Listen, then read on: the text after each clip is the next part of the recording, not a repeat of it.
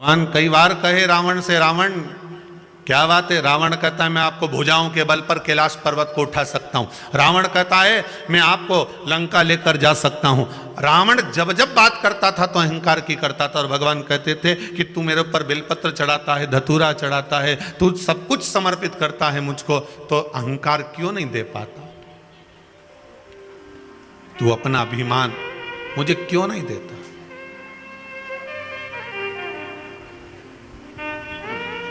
और जिस दिन तूने अपना अभिमान मुझको दे दिया ना, जिस दिन तूने अपनी अभिमतता मुझे प्रदान कर दी ना, भगवान शिव कहते हैं उस दिन फिर तुझे कुछ देने के लिए मुझे कुछ कहूंगा ही नहीं कि तू मुझे बेलपत्री दे कि एक लोटा पानी दे। हम तो कहेंगे कुबेरेश्वर महादेव की इस धरा पर, कुबेरेश्वर महादेव की इस भूमि पर जब आप दरवाजे से प्रवेश करो, अभी तो खैर मंदिर बन रहा है, बाबा का धाम बन रहा है, पर जिस समय बाबा यहाँ पर विराजमान हो जाए और कुबेरेश्वर बाबा की इस धरा पर जब आप पाँव रखो, तो हमारा तो यही कहना रहेगा कि जैसे आपकी चप्पल बाहर रह जाए, जूता बाहर रह जाए, उसी तरह आपका अहंकार भी बाहर रहना चाहिए। हम कौन हैं? हमारी क्या प्रतिष्ठा है? हम किस गादी पर बैठे हैं? हमारा अहम क्या कह रहा है? वो नहीं होना चाहिए।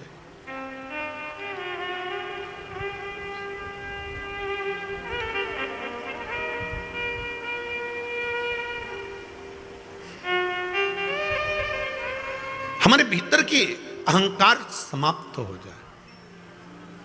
हम जब शंकर का गुणगान करें, हम जब शिव का भजन करें, हम सब शंकर का स्मरण करें, हम जब शिव भक्ति में डूबे हुए हों, तब हमारे भीतर से अहंकार चला गया हो। ये इतने पत्र जो पढ़े हैं वो ये हैं, जो अभी नहीं पढ़े वो ये रखें।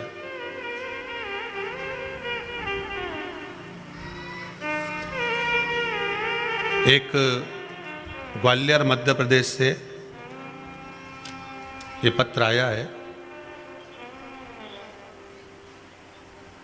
गुरुजी, मेरा पूरा जीवन कष्टमय रहा। मेरे 3 बच्चे हैं, जिसमें से 2 बच्चों की ऐसा रोग है, सब जगह डॉक्टर ने मना कर दिया, बेटी के दिल में छेद है, जिसकी 2 साल पहले हालत बहुत खराब हो गई थी। कहाँ बैठी हैं? जो पत्र लिखा है ग्वालियर से है। कोई कहीं बैठी हो तो हाथ हिला देना, कैमरे वाले भैया देख लियो अगर दिख जाए तो। महाराज बैठी हैं, दिख रही हैं क्या? अच्छा, उधर है, ठीक है। आपने लिखा है, भोलेनाथ की मेरे 2 साल पहले हालत बहुत खराब हो गई थी, बिस्तर से उठ भी नहीं पाती थी। वह भोलेनाथ की भक्त है और प्रदोष व्रत करती है। आज वह पूरी तरह से स्वस्थ है और बाबा की कृपा से बाबा को धन्यवाद देने आई है। आप ही ने लिखा है। माइक जाएगा क्या माता? देखिए, शीघ्र पहुंचाइए। ग्वालियर मध्य प्रदेश से हैं। नीचे एक भजन की लाइन भी लिखी है। समझदार तो बहुत हैं। मैंने सारे सहारे छोड़ दिए, बस तेरा सहारा। आती है लाइन आपको? जरा बोलिए तो जरा। मैंने सारे सहारे छोड़ दिए, बस तेरा सहारा। मेरी नाव किनारे लगे ना लगे, मेरी नाव किनारे लगे ना लगे, तेरे दर का किनारा। रोइए मती, अपने मुख से कहिए बाबा ने क्या कृपा करी है। माइक पहुंच गया? गुरुदेव श्री शिवाय नमस्तुभ्यम। श्री शिवाय नमस्तुभ्यम। बेन रोइए मती, पहले बोलिए। जिस दिन से मेरी शादी हुई है, मेरा पूरा जीवन कष्ट में था गुरुवर। मेरे 3 बच्चे हैं, जिसमें से 2 बच्चों को ऐसा रोग है, डॉक्टर ने कह दिया इसका कोई इलाज नहीं है। मेरी एक बेटी को दिल में छेद है, 32 साल की है जी। 2 साल पहले वो बिस्तर से बिल्कुल उठ नहीं पाती थी जी। वो भोले बाबा की परम भक्त प्रदोष व्रत करती है जी। डेली बेलपत्री खाती है, भोले बाबा के मंदिर जाती है और जल पीती है जी। बाबा की कृपा से आज वो सब जगह आ जा सकती है और एक्टिवा भी चला लेती है। जी। पूरे शहर के लोग रिश्तेदार आश्चर्य में है इसे कैसे हुआ। बस बाबा ने कर दिया, उनको बोल दो। मैंने कहा सब बाबा का चमत्कार है। जी बैठ जाइए। मेरा एक बेटा है, मैं परसों कल आपसे मिली थी बाबा, उसकी आंखों की रोशनी धीरे धीरे कम होती जा रही है। सब जगह दिखाया, डॉक्टर ने कह दिया इसका कोई इलाज नहीं है, आगे चल के दिखना बंद हो जाएगा। तो बाबा कृपा करेगा, उसके लिए भी आप आए हैं तो बाबा कृपा करे। बैठिए। बेटी के धन्यवाद करने और बेटे को लेकर पूरे विश्वास से आई हूँ, बेटी को ठीक हुई जैसे मेरा बेटा भी ठीक होगा बाबा। जय जय श्री शिवाय नमस्ते। श्री शिवाय नमस्ते। जब बाबा ने इतना कर दिया है, बिस्तर से उठा दिया है, बाबा कृपा करेगा। बैठो बैठो। मैंने सारे सहारे छोड़ दिए, बस तेरा सहारा बाकी है। मेरी नाव किनारे लगे ना लगे, मेरी नाव किनारे लगे ना लगे, तेरे दर का किनारा बाकी है। तेरे दर का किनारा बाकी है। एक सीमा सोनी आई है भोपाल से। महाराज इन्होंने लिखा है, आप ही हैं, आपने लिखा है इस छोटे से पत्र में कि कष्ट बहुत था शरीर में, पर सिर का माइग्रेन मेरा बाबा ने हमेशा के लिए ठीक कर दिया। आराम लग गया आपको, बस बाबा की कृपा हो। बैठिए। बहुत पत्र हैं, सुनते रहेंगे, पढ़ते रहेंगे, बाबा का भजन करते रहेंगे। स्मरण हमारा शिव से रहे। हम जितना कर सकते हैं बाबा का भजन करो, स्मरण करो, शंभू की भक्ति में डूब जाओ। साल में केवल एक बार हमें शंकर को याद नहीं करना है। वर्ष में हमें केवल एक बार शिव जी का स्मरण नहीं करना है कि हमने केवल साल भर में एक बार सावन के महीने में शंकर भगवान को याद कर लिया। हमने सावन के महीने में केवल एक बार शंकर जी की भक्ति धारण कर ली। जिन जिन ने सावन के महीने में शिवरात्रि के दिन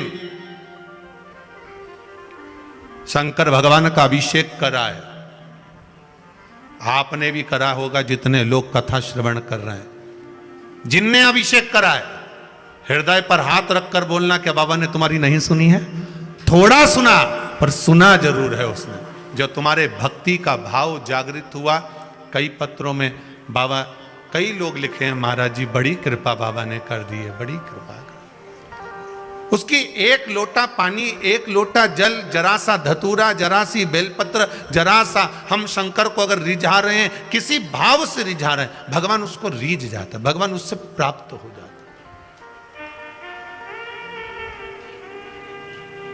बस उसको पहचानने का एक तरीका हमारे भीतर आना चाहिए। हमें जनमानस को प्रसन्न करने के लिए, जनता को प्रसन्न करने के लिए या संसार को प्रसन्न करने के लिए भगवान को नहीं रिझाना। हमें भगवान को, जनता को प्रसन्न करने के लिए नहीं रिझाना। हम मंदिर में अगर पूजन करने जा रहे हैं तो हमारे भीतर भाव ये हो कि हमें भगवान को राजी करना है, संसार को नहीं। जो मंदिर के अंदर होंगे, इतने सारे आए होंगे, उनको देखकर हमें नहीं बैठना कि हम कहाँ बैठे हैं, आसन अच्छा लगाऊंगी, ये काम ऐसा करूंगी, भगवान का ऐसा श्रृंगार करके जाऊंगी कि लोग देखते रह जाएं। नहीं नहीं, हमारे भीतर अभिमान नहीं। हमें तो यह कहना है कि जैसा मेरा महाकाल राजा कराएगा, जैसा मेरा विश्वनाथ कराएगा, जैसा मेरा कुबेर भंडारी कराएगा, हम वैसा श्रृंगार कर कर जाएंगे। बाबा जैसा रखेगा हम वैसा रह जाएंगे। हमें उसमें दिखावा नहीं चाहिए, हम दिखावे से वंचित रहे।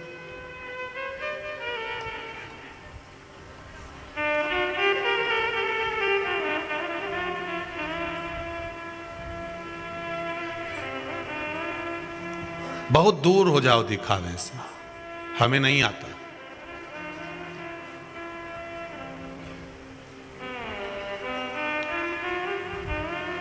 हम तो केवल एक बात जानते हैं कि भगवान की भक्ति धारण करो। हमें पहचान करना भी नहीं आता दिखावे।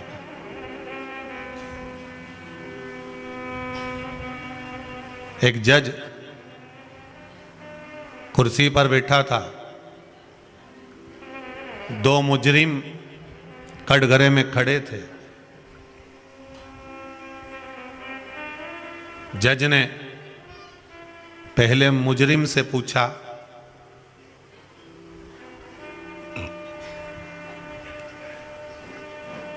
तुम मुजरिम हो। क्या करा है तुमने मालूम है? जी सर,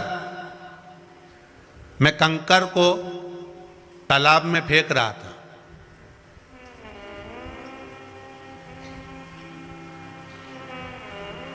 मैं कंकर को उठाकर तालाब में फेंक रहा था। जज ने दूसरे मुजरिम से पूछा,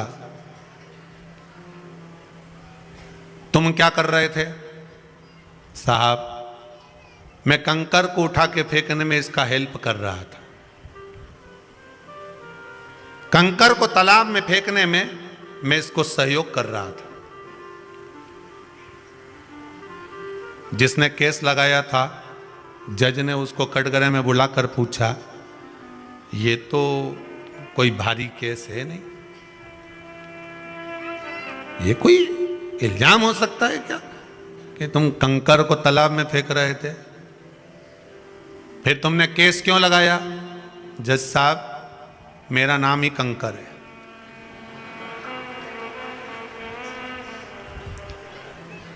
जज साहब, मेरा नाम ही कंकर है, ये दोनों उठाकर मुझे तालाब में फेंक रहे थे, नहीं समझ पाए। जज तो सोचे कंकर होगा, फेंक रहे हो। उनको क्या मालूम था कि यह खुद ही कंकर है। हम भी नहीं समझ पाते भगवान की धारणा। भगवान ने अगर हमारा एक काम नहीं करा ना, तो हम जगत में कहते थे हमने तो व्रत करा था, भगवान ने हमारी नहीं सुनी। हमने तो ये करा था, भगवान ने हमारी नहीं सुनी।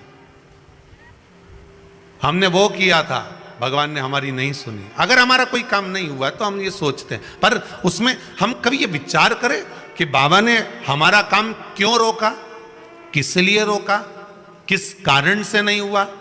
हो सकता है कि बाबा चाह रहे हों कि अभी तेरी जो घड़ी है, समय है, पल है, ये ठीक नहीं है, थोड़ा और भगवान की भक्ति में लग जा, थोड़ा और लग जा।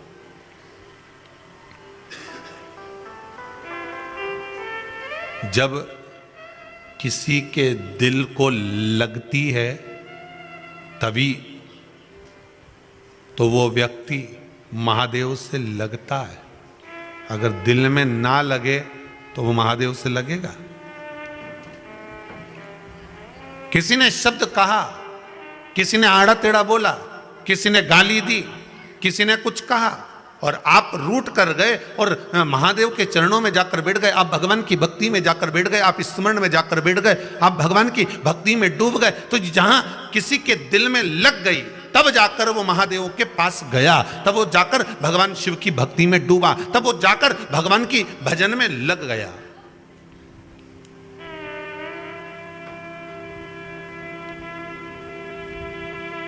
और अविरल भक्ति को धारण कर रहा है।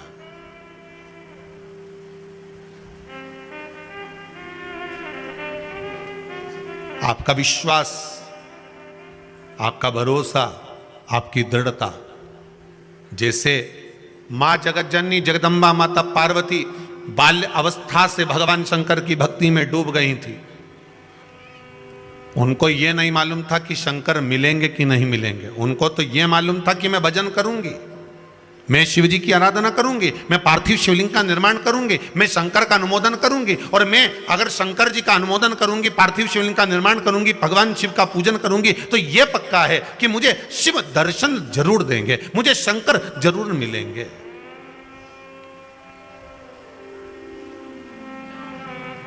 अगर हम आए हैं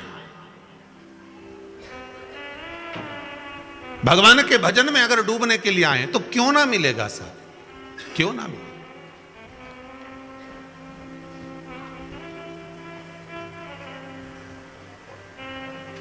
अरे संगी छूटे साथी छूटे, छूटे जग सारा रे, पर एक नहीं छूटे वो महादेव जी हमारा रे। महाराज, अंतिम समय तक अगर मेरा चित्त वृत्ति, ये मन, ये शरीर, मेरी इंद्रियां अगर कार्य करती रहे तो मैं भगवान शंकर का गुणगान करती रहूं, मैं श्री शिवाय नमस्तुभ्यम जपती रहूं, मैं शंकर का भजन करती रहूं, मैं उसका नाम जपती रहूं, उसके भजन में मैं डूब जाऊं।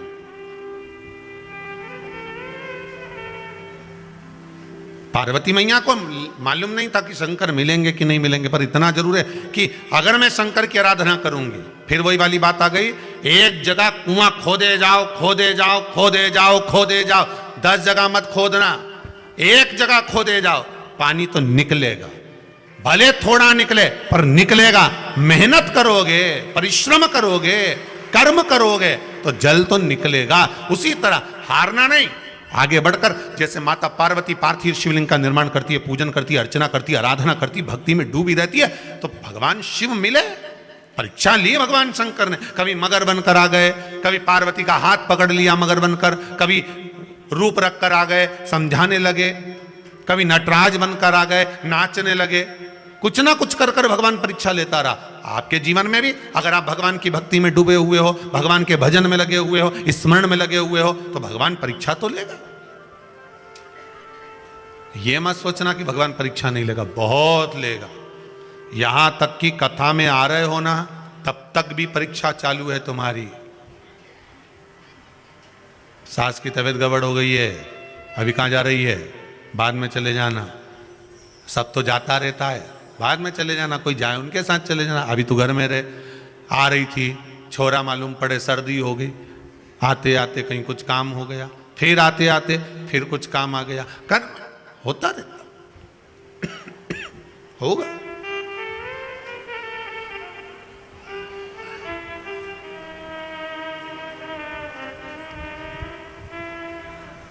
धोबी जब कपड़ों को धोने के लिए घाट पर ले जाता है ना, और मालूम है कपड़ा में साफ हो जाएगा, उससे पहले धोबी उस कपड़े को एक बड़ी सी टंकी में, एक बड़े से बर्तन में, साबुन में, उसको सर्फ में उसको गला देता है, पड़े रहे, और बीच बीच में आकर उसको पछीटता भी है, वही भगोने में, वही बर्तन में, वही टंकी में। फिर देखता है कि इसमें साबुन कम है, सर्फ कम है, पाउडर कम है, फिर डाल देता है, और डालेगा और पछीटेगा, फिर आखिरी में लेकर घाट पर पहुंचा है। अब घाट पर पहुंचने से पहले उसने कहा कपड़ा नहीं साफ हो रहा, तो नीचे से भट्टी भी लगा दी कि थोड़ा सा पक जाएगा, हो सकता है थोड़ा अच्छा गर्म पानी हो जाएगा तो थोड़ा और अच्छा हो जाए। भट्टी लगाई, कपड़ा के हिलाता रहा, तपता रहा। इसके बाद फिर नदी पर लेकर गया, घाट पर लेकर गया, और जो धोना चालू करा, इसके बाद साबुन मल मल कर धोया, कपड़ा एकदम क्लीन हो गया। बस यही हमारा शास्त्र कहता है कि घाट पे आने से पहले भगवान खूब गलाएगा, साबुन सरफ डाल डाल के खूब हिलाएगा, खूब कष्ट मिलेगा। जब तक तुम भगवान की भक्ति के उस घाट तक नहीं पहुंच जाओगे, तब तक उसका काम है भगोने में गलाना, टंकी में गलाना, और पाउडर डाल डालकर उसको पछीटना। पर फिर आप जब घाट पर पहुंच गए और फिर एकदम क्लीन हो गए, फिर कुछ नहीं कि गुरु धोबी शिष्य कपड़ा, साबुन सिर जनहार, सतसंग शिला पर धोइए, निकसे रंग अपार।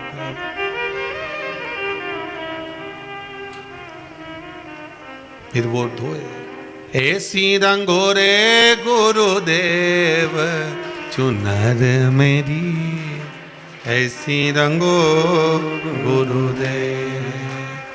राम लक्ष्मण भरत शत्रुघ्न हनुमत मेरी चुनर में, राम लक्ष्मण भरत शत्रुघ्न हनुमत मेरी चुनर में। सरयू जैसी लहरा पड़े, ऐसी रंगोरे गुरुदेव चुनर मेरी, ऐसी रंगो गुरुदेव, ऐसी रंगोरे गुरुदेव चुनर मेरी, ऐसी रंगो गुरुदेव। महाराज वृंदावन गोकुल सा बूटा चमके चूनर में। महाराज ऐसी कृपा कर दो कि भक्ति का जब एक आनंद जल इस चूनर पर पड़े तो ये एकदम साफ हो जाए। शिव भक्ति निर्मलता देती है, शिव भक्ति विश्वास देती है। कोई आपसे पूछे कि शंकर जी की कथा सुनने से क्या मिलता है, तो आप कह देना धन दौलत की तो नहीं मालूम, संपदा और वैभव की भी नहीं मालूम, पर शिव महापुराण सुनने से विश्वास और बल मिलता है कि आगे करना क्या है। शिव महापुराण सुनने से कोई बोले धन मिलता हो, दौलत मिलता हो। तुम लोग कुबेरेश्वर धाम गए थे, क्या सीहोर वाले महाराज ने 2-2 हजार रुपए दिए थे कि गाड़ियां तुम इतनी लेके आए हो, वो रोड से लेके यहां तक ढेर लगी है, तो गाड़ी में डीजल किसने डलवाया? कि वो सीहोर वाला महाराज आया था डलवाने के लिए। कौन डलवा? तो के साहब हमें ये तो नहीं मालूम, पर विश्वास मिला है, बल मिला है। शिव महापुराण धन दी की नहीं दी, संपदा दी की नहीं दी, और आपकी मनोकामना पूर्ण हुई नहीं हुई वो आपके ऊपर है। हम कोई गारंटी तो नहीं ले, हम तो इतनी गारंटी जरूर ले सकते हैं, जैसे सुखदेव जी महाराज ने राजा परीक्षित से कहा था। राजा परीक्षित बोल रहा था, महाराज 7वें दिन मरने वाला हूं, कृपा कर दीजिए। भगवान बोले, देख रहे दादा, मरेगा तो जरूर, मरना तो निश्चित है। बादाम खाएगा तो भी मरेगा, नहीं खाएगा तो भी मरेगा, गुलाब जामुन खाएगा तो भी मरेगा, नहीं खाएगा तो भी मरेगा, कहीं ऊपर पहाड़ पे जाएगा तो भी मरेगा, और जमीन पे रहेगा तो भी मरेगा। कई कई तो ऐसे हैं कि बाथरूम से नहा के आ रहे थे, फिसल गए तो निपट गए। इनका क्या? तो गारंटी तो किसी की नहीं। सुखदेव जी महाराज ने भी राजा परीक्षित से कह दिया, देख रहे राजा परीक्षित, मरना तो निश्चित है, पर तू कह कि 7 दिन बाद सांप डसने आने वाला है और मैं सांप से बच जाऊं, तो इसकी गारंटी नहीं है। आपसे भी निवेदन हाथ जोड़ कर रहे हैं, आप सोचो कि हम कुबेरेश्वर धाम आएंगे तो हमारा यह काम होना चाहिए, ई की गारंटी नहीं है। यहाँ कोई भभूति नहीं दी जाए, ना बेल दी जाए, ना कोई अंडा उखाड़ के दिया जाए कि महाराज सीहोर वाला छू करेगा और निकल के बाहर आ जाएगा। यहां तो एक चीज की गारंटी है कि आप शंकर का अनुमोदन करोगे, शिव महापुराण की कथा श्रवण करोगे, और अगर विश्वास लेकर आए हो तो यहां तो विश्वास दिया जाता है और विश्वास लिया जाता है। यहां शिव के प्रति विश्वास जागृत कराया जाता है। एग्जाम में बैठने से पहले ही तुम सोच लो, फेल हो गया तो? अगर तुम्हारे मन में आ गया कि फेल हो गया तो मतलब ये पक्का है कि तू तो गया, अब तो तेरा क्या होगा? का लिया, मतलब सीधी सीधी बात है। तुमने विचार कर लिया कि फेल हो गया तो, अरे परीक्षा हॉल में पहुंचने से पहले, पढ़ने से पहले, घर से निकलने से पहले मम्मी और पापा को, माता और पिता को, घर के बुजुर्गों को प्रणाम कर कर जाने से पहले, प्रणाम कर कर जाने से पहले उनको कह कर जाना कि मेरे मस्तक पर तिलक करो, जैसे पूर्व समय की रानियां, पूर्व समय की माताएं, वीर जब युद्ध करने जाता था तो उसके माथे पर तिलक कर कर भेजती थी, ले मैं तुझे तिलक कर कर भेज रही हूं। और वो कहता था, मां जीत कर आऊंगा। वो आत्मविश्वास तुम्हारे भीतर होना चाहिए। जब चाहे तुम जिसकी भी पढ़ाई कर रहे हो, जो एग्जाम देने जाओ, चाहे कंपटीशन एग्जाम में बैठो, चाहे तुम जाओ इंटरव्यू देने के लिए, तुम्हारे भीतर वो विश्वास पैदा होना चाहिए कि जा रहा हूं, पक्का कहता हूं, जीत कर आऊंगा, क्योंकि मैंने शंकर की कथा सुनी है। बस निकल गया, फिर निकल गए। मीराबाई कितनी दम से कहती थी, ओ मेरो क्या तो करे गो यमराज, जब गुरु मेरो समरथ है। क्या कर लेगा रे कालिया, आ तू निपट लूंगी तेरे से। पहाड़े पे ही चढ़ के आएगा ना, काले भैंसे पे, ब्लैक कलर की स्कॉर्पियो, इससे ज्यादा क्या होगा। हाँ, मीराबाई कहती थी, यमराज आए तेरी मर्जी पड़े तब आ जाना, और आपसे भी निवेदन है, तैयारी ऐसी रखना कि जब मर्जी पड़े तब आजा। फ्रीज में मिठाई रखी, हम तो कभी भी निकाल के दे देंगे। तो यह मत सोचना कि हमें दुख होगा, दुख तो हम करे ही नहीं। तेरी जब मर्जी पड़े, सुबह शाम दिन रात। पर एक बात याद रखना यमराज, जिस समय में शंकर की भक्ति में डूबी हूं उस समय मत आ जाना, नहीं तो मेरे महादेव को तो देखा है तुमने, शिव को देखा। डरना क्या? लोग पूछें कि तू क्यों इतरावे, क्या तो मिला जो तू फूलोनी समावे। तो मीरा भाई बोले कि मेरो एक बड़ो रे अभिमान, के गुरु मेरो समरथ है, और मेरो क्या तो करेगो यमराज, जब गुरु मेरो समरथ है। जब गुरु समरथी हो तो क्या डरना। तो एक व्यक्ति खड़ा था, मीरा भाई से कह दिया, ओ मीरा, काय का तेरा गुरु समरथी? वो चमड़े का जूता बनाने वाला रविदास, चर्मकार, चमड़े का जूता बनाए, वो तेरा गुरु है, और तू उसका इतना अहंकार करती है। मीराबाई बोले, भले वो चमड़े का जूता बनाए, पर आ मेरे गुरु की बराबरी कर कर बता दे। और पहुंच गई मीरा, और मीराबाई ने कहा, गुरुदेव चलो मैं तुम्हारा गंगा के घाट पर आश्रम बनवा देती हूं, वहां तुम्हें रख देती हूं, वहां कुटिया बना देती हूं। अरे मीरा, मैं गंगा के घाट जाऊंगा, इससे तो अच्छा गंगा यहां आ जाएगी। मीराबाई ने पास में खड़े हुए लोगों से कहा, अभी देख गंगा यहीं आएगी, घाट छोड़ के आएगी। तो मीराबाई ने कहा, गुरुजी बहुत प्यास लग रही है, मेरा भी मन करे कि गंगा मैया पानी पिला दे। जिस बर्तन में रविदास चमड़ा धोते थे, उसी बर्तन के हाथ जोड़ रहे हैं रविदास, और रविदास जी हाथ जोड़कर कहते, गंगा मैया मीरा को प्यास लग रही है, पानी दोगी?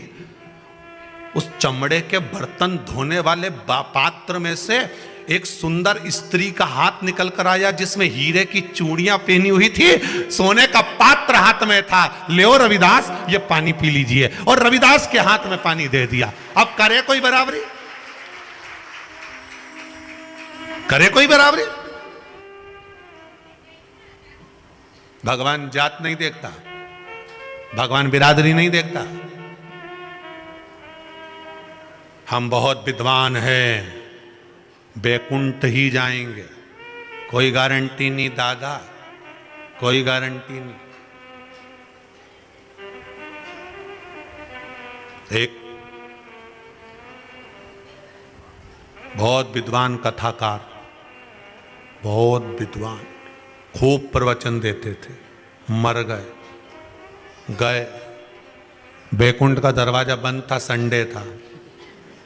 हो अपन तो यही कहेंगे कि संडे था, हो सकता बंद हो, ऑफिस सब बंद रहते हैं, रविवार को हमारे यहाँ भी सीहोर में, तो वहाँ भी बंद होगा। हम तो ये सोचे, अपन तो अपना जैसा सोच के चलो नहीं कथा को, तो बंद था। द्वार पर पहुंचे, महाराज ने जाकर कहा, दरवाजा खोलो। द्वार पर बोले, इतनी लंबी लाइन लगी है, दिख नहीं रही तुमको? दरवाजा सुबह खोलेगा, चलो बाहर निकलो, लाइन में लग जाओ। हम कथाकार हैं, बहुत विद्वान, सारे शास्त्र, सारे पुराण, सारे वेद हमको आते हैं, सब कुछ जानते हैं। दरवाजा खोलो। इतने में जय और विजय बोले, फालतू की बात मत करो, विद्वान हो गए, अपने घर के वहां खड़े हो जाओ, चुपचाप लाइन में जाओ, उधर लाइन में खड़े हो। लाइन में खड़े हो गए। दूसरे दिन दरवाजा खुलेगा, तब अंदर आ जाना, व्यवस्था दे देंगे। दूसरे दिन दरवाजा खुला, जो विद्वान खड़े थे उनके मन में आया, कैसे कैसे लोग लाइन में लगे हुए हैं, बताओ। एक व्यक्ति की पैंट फटी थी, हेड पहना था उल्टा, चाबी का छल्ला यूं घुमा रहा था, और वो पंडित जी को देखकर यूं उंगली हिला रहा था। एक आगे खड़ा था तो सिर खुजा रिया था, एक अपनी मूंछों पे ताव दे रिया था। लाइन से अंदर आते जाओ, दरवाजा खुल गया बैकुंठ का। एक अंदर आया, कौन? हम ये, ठीक है वहां चले जाओ। कौन? हम ये, जाओ वहां चले जाओ। जिसकी पैंट फटी हुई थी, हेड उल्टा था, चश्मा मस्मा लगाया, चाबी घुमा रहा था। तुम कौन? हम बस के ड्राइवर। एक काम करो, वो जो एसी का रूम है, गोल्डन रूम, सोफा वोफा लगा हुआ है, डनलप का गद्दा बिछा हुआ है, बढ़िया, वहाँ पर दासियाँ भी हैं, तुम्हारे चवण धुलाएगी, सोने की थाली में तुम्हारे लिए भोजन आएगा, जाओ वहाँ पर रहिए। इतने बाद अब पंडित जी ने सोचा ड्राइवर को इतना जोरदार रूम दिया तो अपने को तो बैकुंठ में और अच्छा रूम मिलेगा। आइए, पंडित जी जैसे ही आए, तुम कौन? हम प्रवचन करते, कथा करते, अच्छा खूब वेद पुराण शास्त्र सब हमको मालूम है, ये मंत्र बोलना चालू करे तो अच्छा हार जाए। अच्छा एक काम करो, सामने वो झोपड़ा दिख रही है, वो टूटा वाला झोपड़ा दिख रहा है, उसके अंदर चले जाओ। पंडित जी बोले हम झोपड़े में? हाँ जाओ वहां झोपड़े के अंदर, वहां पे खटिया रखी है, वो 3 जगह से टूटी है, उसको सही कर लो और सो जाओ। वहीं पे चूल्हा बना हुआ है, चक्की रखी हुई है, गेहूं पीस लेना, आटा बना के रोटी बनाना, खाना खुद। पंडित जी बोले हमारी कोई इज्जत विज्जत है कि नहीं कि यहाँ रिश्वत मिश्वत चलती है? जय विजय बोले ये बैकुंठ है, यहाँ रिश्वत मिश्वत नहीं चलती। तो फिर बस के ड्राइवर को इतना अच्छा रूम, गोल्डन रूम, और हमें इतने बड़े शास्त्र पुराण वेद सब जाने, और हमको वो टूटा झोपड़ा। चिल्ला चोट मत करो, ये बैकुंठ है। भगवान विष्णु को बुलाओ, हमें उनसे बात करना। भगवान विष्णु नहीं आएंगे, तुम अपने रूम में जा रहे हो, चिल्ला चोट करना बंद करो। नहीं, हमें भगवान से पूछना है कि यहाँ रिश्वत लगती है? बस के ड्राइवर को इतना बढ़िया रूम दिया और हम इतने बड़े विद्वान महाप्रखंड, और हमको ये टूटा झोपड़ा। हमें भगवान को बुलाओ। भगवान विष्णु के कानों में आवाज पहुंच गई, भगवान नारायण आ गए। क्या बात है भगत, क्यों चिल्ला रहे हो? प्रभु हमको तो लगता है आपके यहाँ रिश्वत चलती है। बस के ड्राइवर को गोल्डन रूम दिया, एसी का रूम दिया, डनलप का गद्दा दिया, सोने की थाली में भोजन दिया, और हम इतना पूजन पाठ करें, इतना शास्त्र वेद सब जाने, और इतना प्रवचन वगैरह सब दें, और उसके बाद हमको टूटा झोपड़ा। भगवान विष्णु बोले भगत ये आपके कर्म के अनुसार मिलता है, यहाँ कर्म से ज्यादा किसी के यहाँ रिश्वत नहीं चलती, यहाँ कर्म चलता है। अच्छा हाँ, तो इस बस के ड्राइवर ने कौन सा कर्म करा था? जब उल्टी हेट लगा रहा है, फटा हुआ जीन्स पहन रहा है, चाबी का छल्ला हिलाकर मुझे अकड़ दिखा रहा है, तो इसने कौन सा पुण्य कर दिया? भगवान बोले भगत रुक जाओ, टीवी चालू करो। खटका दबाया रिमोट से, भगवान ने जो बस दिखाई, तो बस का ड्राइवर जब बस चला रहा था, इतनी तेज बस चल रही थी, जितने अंदर बैठे थे सारे की सारे राम राम सीताराम, जय हनुमान ज्ञान गुण सागर, जय कपिस्ती लोक उजागर, रामदूत अतुल बलवा, अंजनी पुत्र पंचमा, महावीर विक्रम बजरंगी कुमति निवार। अब भगवान उसको पूरी टीवी में पूरा नाटक दिखा दिए। देख लीजिए महाराज जी। तो इससे क्या होता है? भगवान बोले बात इतनी सी है, जब जब ये बस चलाता था, इतनी तेज चलाता था, जितने अंदर बैठे रहते थे सब राम नाम जपना चालू कर देते थे, उसका पुण्य इसके खाते में जुड़ गया, उसका पुण्य इसके खाते में जुड़ गया, इसलिए इसको गोल्डन रूम मिल गया। तो हम भी तो इतनी कथा कहते थे। भगवान बोले टीवी चालू करो, चैनल चेंज करो। इनने चैनल चेंज करा, अब दिखाया। तो महाराज जी जब प्रवचन दे रहे थे तो भैयों ने ऐसी बैठी बैठी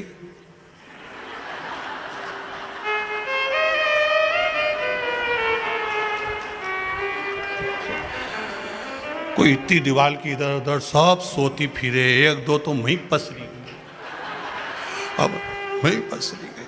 महाराज जी बोले बस अब तुम देख लो, अब कर्म के अनुसार तुमने कथा तो बाची, पर सब सो रही थी। इसने दुनिया के लोगों को जगाकर राम नाम निकलवाया है। तुम चिल्ला चिल्ला कर कहेगा फिर भी राम नाम नहीं निकला, इसलिए तुम्हें झोपड़ा मिला है। कर्म के अनुसार मिलेगा।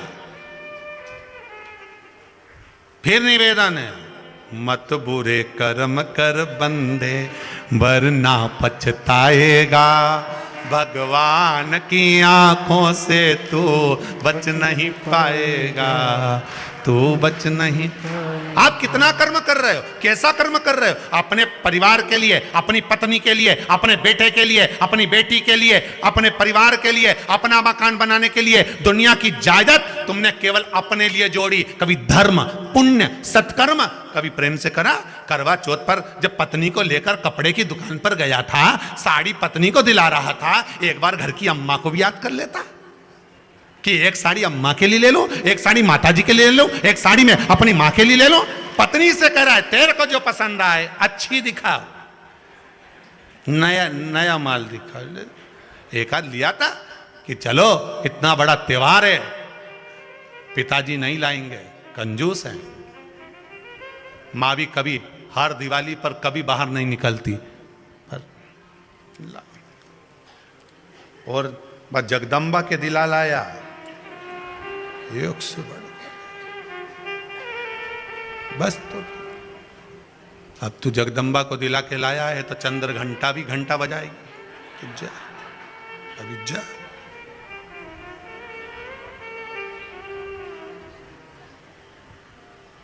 कर्म के अनुसार मिलता है।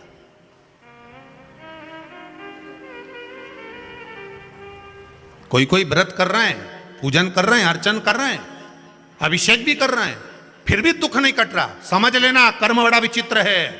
पूर्व में जो करा था इतनी जल्दी नहीं कट रहा होगा।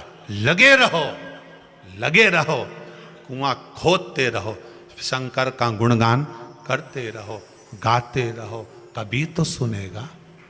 कानों में भनक जाएगी तो सरी। फिर निवेदन है, चिल्लाते रहो, ए भैया जम जम की आवाज लगाते रहो। एक आध बार तो पलट के देखेगा।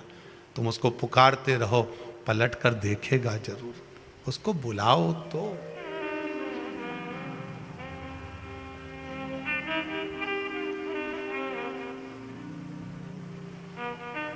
तुमने पुकारा ही नहीं उसको।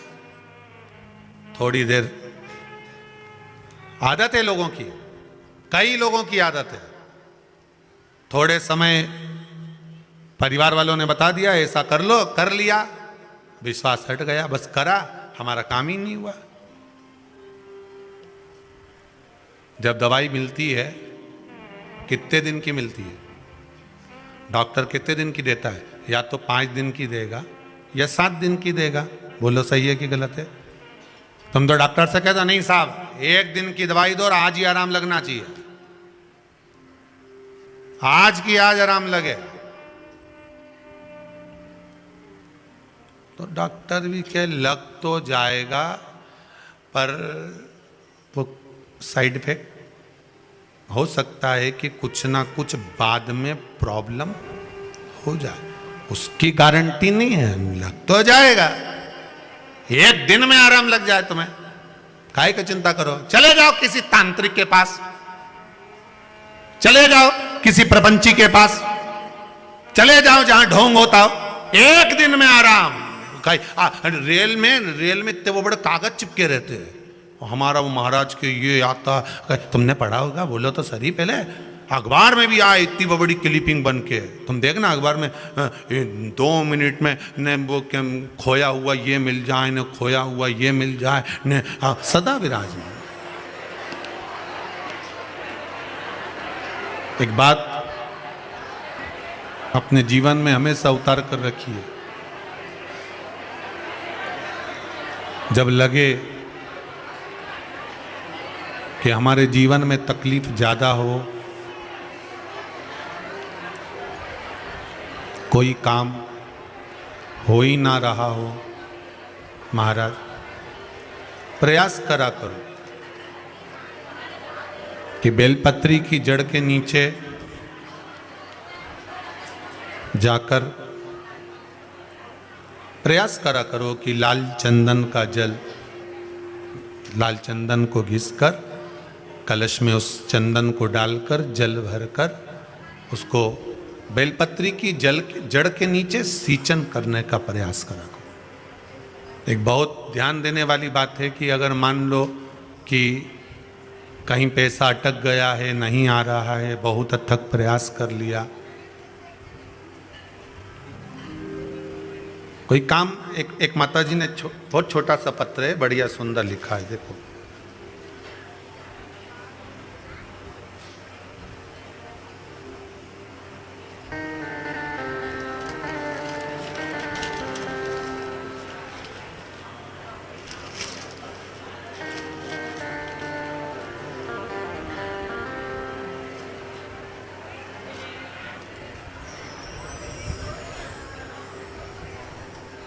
कोई देवास से कृतिका जी बारसकर जी हैं, कृतिका बारसकर। गुरुदेव, मेरे मकान का एक लोन का क्रम होना था, बहुत सालों से अटका पड़ा था और वो लोन हो ही नहीं रहा था, हर जगह से हार गए। तब कुबरेश्वर बाबा से विनती, आप ही हो बेटा, हाथ हिलाओ जरा। जब सब जगह से हार गए तब छोटा सा पत्र है बाबू आपका, बहुत सुंदर है, छोटा सा, ठीक है।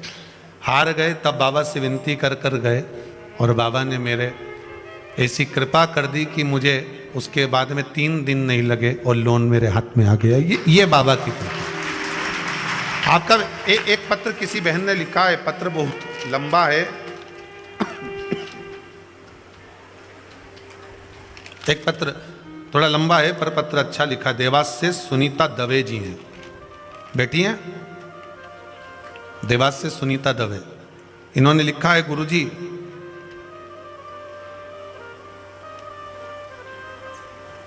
मेरा बेटा 18 साल का है, अचानक, कहां बैठी हैं दवे जी? सुनीता जी दवे कहीं बैठी हैं, दिख रही कहीं? ऊपर तो नहीं खिड़की में?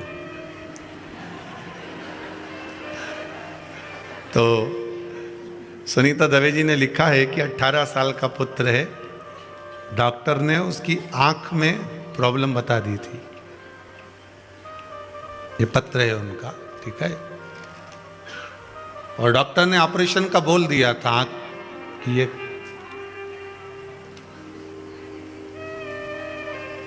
कहीं बैठी हो तो जरूर बोलना, सुनीता जी दवे, देवास। 18 वर्ष के बेटे को डॉक्टर ने आंख में प्रॉब्लम बता दी, ऑपरेशन का बोल दिया। जब बहुत परेशान हो गए, सारे डॉक्टरों को दिखाया, इंदौर भी दिखाया है, देवास भी दिखाया है, और भी जगह जाकर दिखाया है, सभी ने ऑपरेशन का बोल दिया।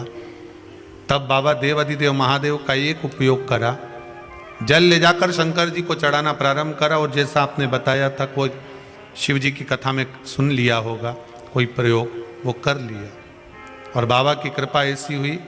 दूसरी बार जब डॉक्टर को दिखाने गए तो कहा ऑपरेशन की जरूरत नहीं, इसकी आंख ही ऐसी है, ऑपरेशन की जरूरत नहीं। इस पत्र को यहीं छोड़ रहा हूं मैं, आप बाद में भी पढ़ सकते हो आराम से, यहीं रखे रहते हैं सारे पत्र। हम लेके जाएं तो कहां जाएं, इतने सारे पत्र हैं, ठीक है। करेंगे भी क्या इतना? भाव लिखा है आपका इसमें, निर्मल भाव, केवल एक आपकी श्रद्धा।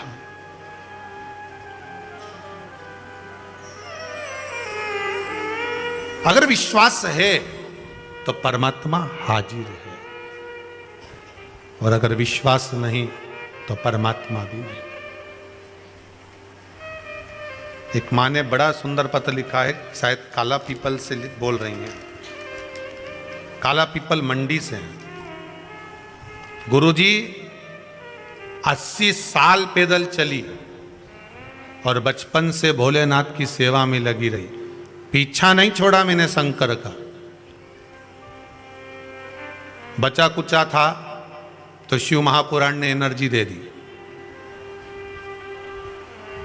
हॉर्लिक्स है शिव महापुराण, आप ही ने लिखा है।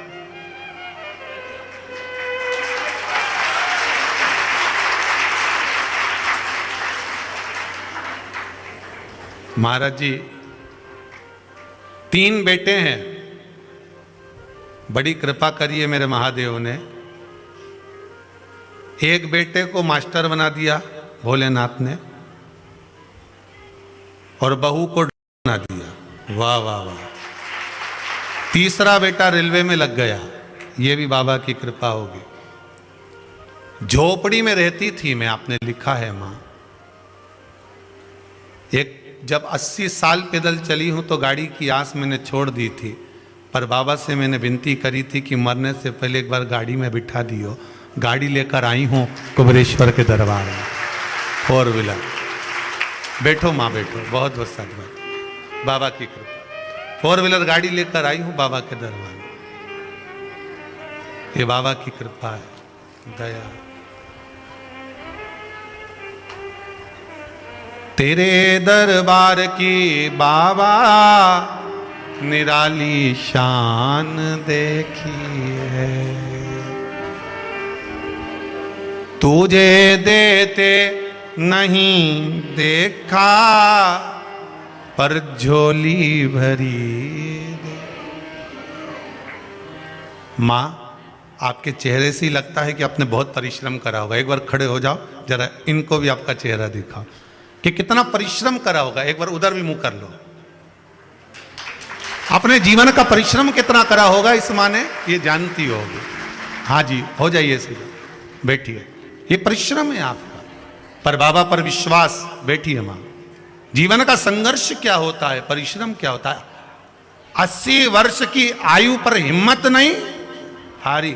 देवाधिदेव महादेव पर भरोसा अगर भारी है, शंकर पर अगर विश्वास है, तो जो कोई नहीं कर सकता वो मेरा महादेव कर सकता है, वो मेरा देव। तेरे दरबार की बाबा निराली शान देखी है, तुझे देते नहीं देखा पर झोली भरी देखी है।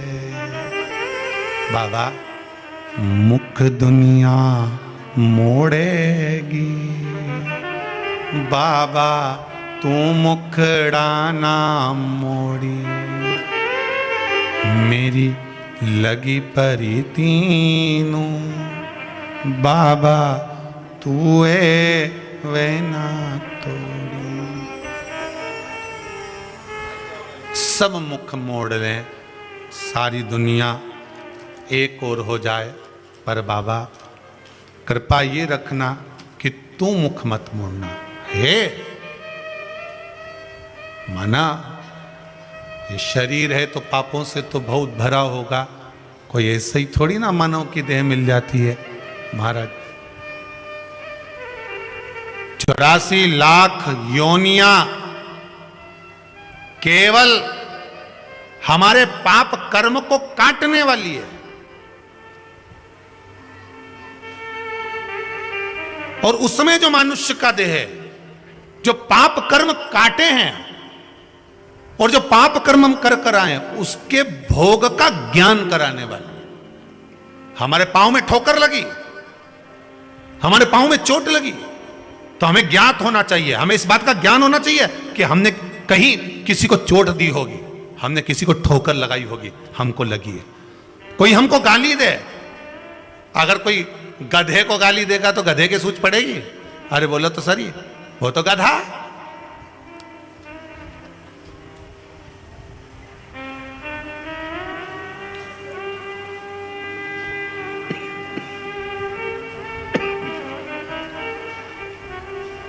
उन्हें क्या समझ में?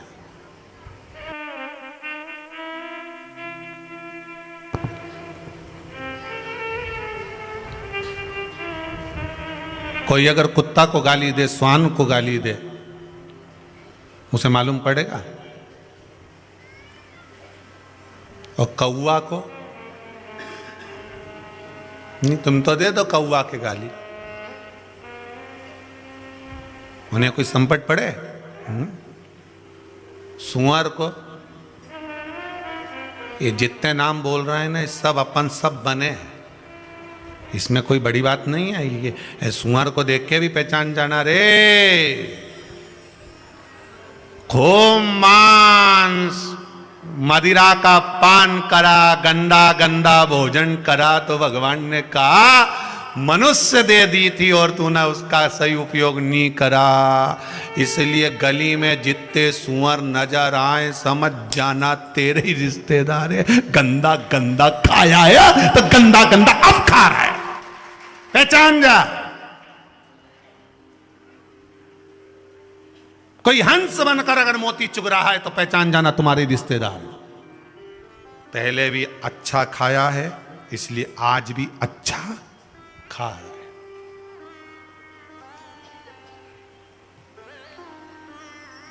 अच्छा खा रहे। कोई मेंढक रात को टट्टर करता दिखे, तुम्हारे मोहल्ले में बहुत मेंढक जितने आयो ना, हमारे यहाँ भी बहुत मेंढक है, आ जाना देख लेना, सीहोर में घना मेंढक मिलेगा। तुम्हारे यहाँ भी कमी थोड़ी ना मेंढक की, जितने लोग कथा सुन रहे हो तुम्हारी कॉलोनी में मोहल्ला में घना मेंढक। तो जितने मेंढक को देखो उतने मेंढक को पहचान जाना कि भगवान ने मनुष्य का शरीर दिया था भगवान का भजन करने के लिए, पर जब जब रिश्तेदारों के यहाँ जाती थी अपना गुणगान गाती थी, मेरा छोरा मेरी छोरी, मैंने ऐसा करा, मैंने दान करा, मैंने पुण्य करा, मैंने ये करा, मैंने वो करा, मेरा घर, मेरी जमीन, मेरी जायदाद। भगवान ने कहा ये बहुत उछले और बहुत टट्टर करे कि मेंढक बना दो, बारिश में उछलेगी भी और टट्टर भी करेगी, जा। तो उसके बना दिया मेंढकी भाई, जा। अब टट्टर करने उछलती रहे, जा। अब वो यहाँ कूदे वहां कूदे, वहां कूदे, वहां कूदे, समझ में नहीं आया ये मेंढक हमारे घर में क्यों घुस जाए, रिश्तेदार इसलिए घुस रहा। छिपकली के देखो तो पहचान जाओ, जब देखो जब तुम्हारा कमरा में ही रहे, कमरे से बाहर ही नहीं निकले, घर से निकालो दिवाली पे झड़ा झड़ा के निकालो, फिर ही जा, फिर मरकन्नी के पीछे, ट्यूबलाइट के पीछे, बल्ब के पीछे, फोटो के पीछे, जितने फोटो लगे रहे इनके पीछे छिपकली चिपकी रहे, इनके भगाओ। फिर घासलेट डाला, तेल डाला, इन्हें भगा दिया झाड़ू से, जू पड़ गए।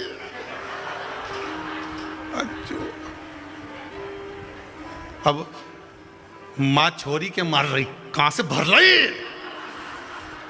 बैठी था सामने और बैठ गई, पीछे मां बैठी, वो की जू इधर भी खुजा, इधर भी खुजा दे, निकाल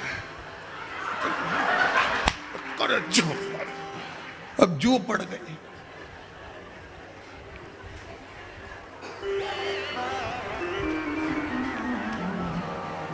खूब दूसरे के घर में जा जाके खाया था, कभी किसी को नहीं खिलाया था, इसलिए जू बन गई। जिसको नहीं खिलाया था उन्हें निपटाया, ले चौका छक्का लगा दिया, एक ही बार में खल्लास, जा। अब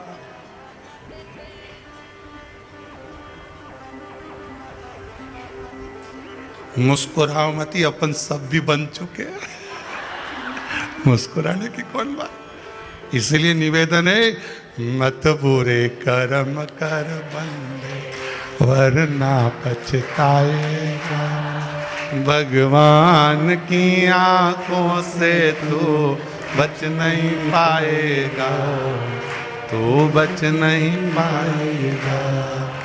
अरे ओ अज्ञानी मत करना करो, अरे ओ अज्ञानी मत करना करो, तेरे कर्म का फल तू आप ही पाएगा, तेरे कर्म का फल ही तू आप ही पाएगा। ये कर्म का भोग है जो हमको भोगना, दूसरा नहीं। कोई गाली दे तो हमें सूझे ना, कोई अपशब्द कहे तो हमें सूझे ना। मनुष्य की देह मिली काहे के लिए है? केवल भगवान का भजन करने के लिए और कर्म का भोग भोगने के लिए। भजन करो, भोग भोगो, पूर्व में करा है, आज भोगेंगे। तो मनुष्य की देह में ही ज्ञात होता है कि हमने कुछ करा होगा, इसलिए हमको दुख मिल रहा। हमने करा होगा तो हमको तकलीफ मिल रही।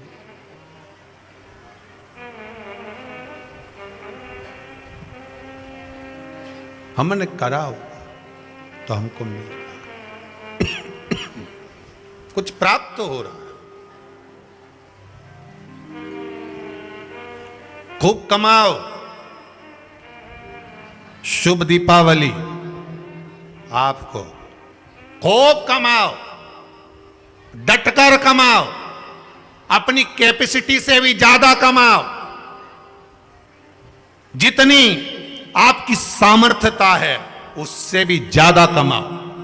और मेरी मैया लक्ष्मी तुम्हारे यहां 2 पांव से नहीं, अष्ट लक्ष्मी पूरी 16 पांव से आए, हम मना नहीं करें, खूब आए।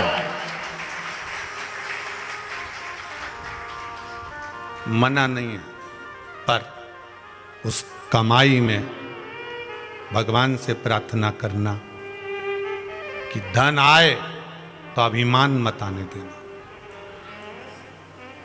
अहंकार ना आए, बस इतना ध्यान रखना।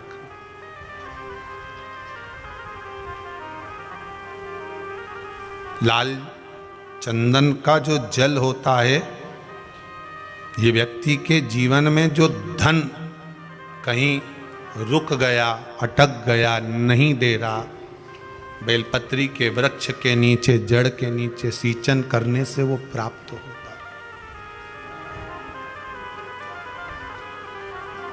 अथर्ववेद में छंदो ज्ञान उपनिषद में, दोनों में, अथर्ववेद में भी वर्णन है और महाराज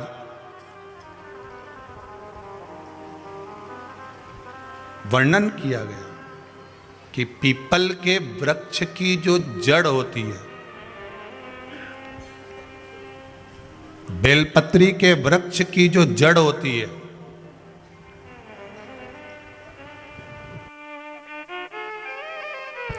और आंवले के वृक्ष की जो जड़ होती है, इसके नीचे स्वर्ग का निवास होता है। किसका निवास है? स्वर्ग का निवास।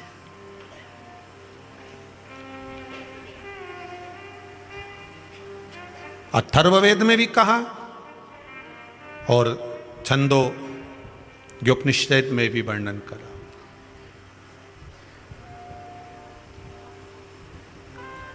एक पीपल, एक बेलपत्र, एक आंवला, इनके जो जड़ है, उस जड़ के नीचे स्वर्ग का निवास।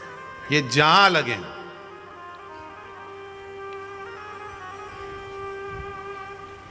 बस एक बात का ध्यान रखिए उसके लिए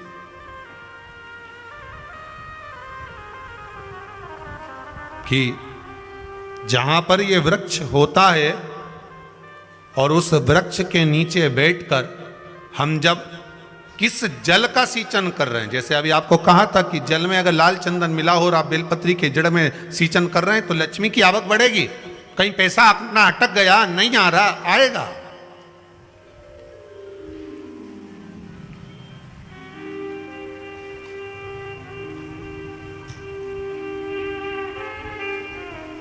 पीपल की जड़ में इत्र का जल, पीपल की जो जड़ होती है उसमें इत्र का पानी, थोड़ा सा जल, उसमें थोड़ा सा इत्र का भाग हो महाराज, और आप भगवान पीपल देव, पिपलेश्वर महादेव का स्मरण कर कर पीपल की जड़ में अगर जल चढ़ा रहे हैं और मान लो शरीर में कोई कष्ट हो गया है, शरीर में कोई रोग हो गया है, कोई मालूम पड़े ये हाथ 4 दिन से दुख रहा है, या 4 दिन से ये नस दब गई है, या ये कमर दब रही है, तो आप 2-4 दिन कर कर देखो।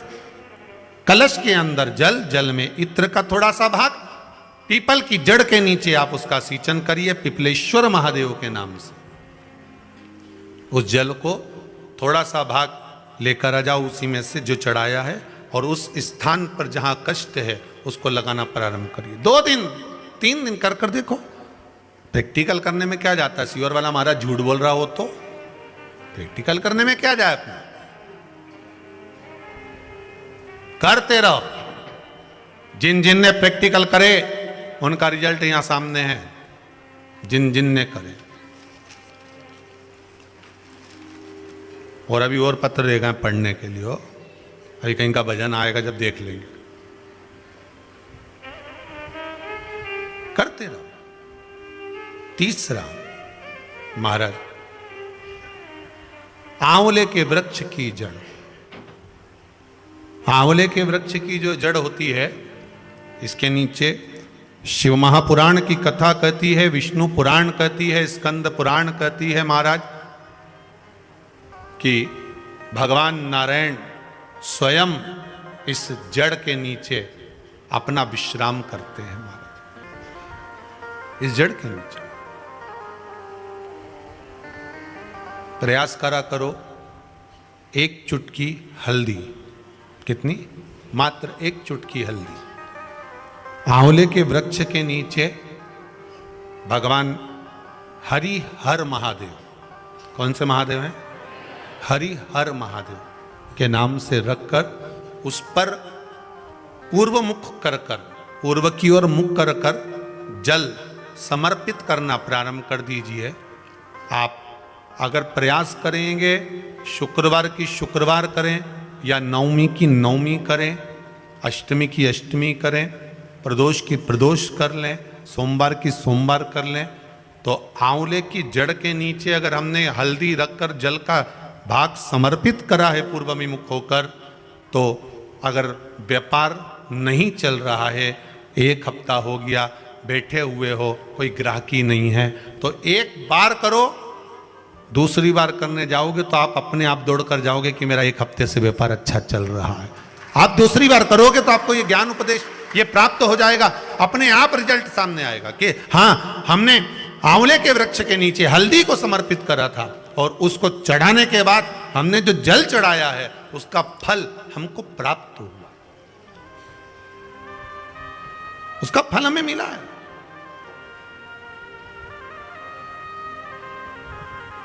उसका फल हमें मिलेगा। कोई भी क्रम करे, हम फिर कहेंगे, फिर निवेदन करेंगे, कुआं खोदो, एक जगह खोदो, पानी निकलेगा। कभी यहां भटक गए, कभी वहां भटक गए, थोड़े दिन यहां आ गए, थोड़े दिन कहीं दूसरी जगह चले गए, फिर तीसरी जगह चले गए, चौथी जगह चले गए, भटक रहे हैं। अब बाबा से विनती करना, अब नहीं भटकूंगी चाहे कुछ भी हो जाए।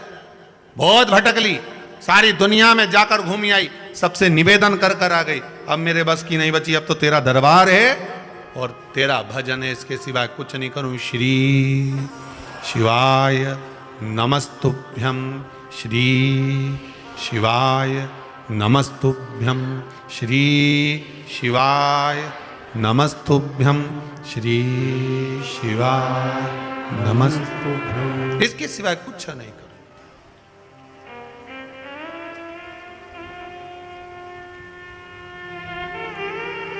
हमारा भजन मूल हो जाए। एक विदल और उत्पल दो असुर हुए। पार्वती मैया ने जो भजन करा था, स्मरण करा था, शिव मिले थे, उनकी भक्ति दृढ़ी थी। विदल और उत्पल ने एक बार माता पार्वती जी को देखकर बड़े आनंद के साथ उनकी ओर लोभित हो गए, उनकी ओर आसक्त हो गए।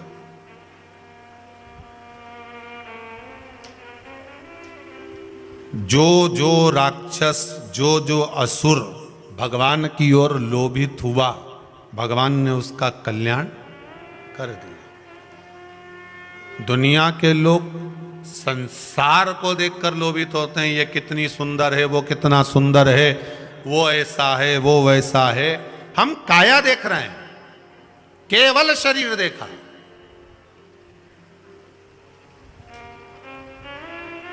आधे से ज्यादा रिश्ते तो ये काया के चक्कर में गड़बड़ हो गए। लड़का अच्छा है साहब, लड़की बहुत बढ़िया है, दिखने में तो कई जोरदार।